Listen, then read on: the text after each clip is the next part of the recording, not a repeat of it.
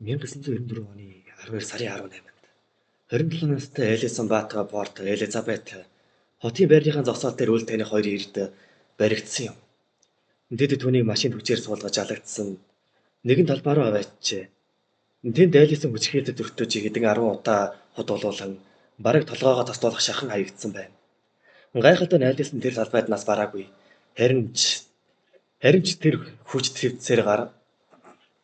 Харин ч тэр хүч твцээр гарган ойролцоох зам руу мөлхөж гарч чадсан.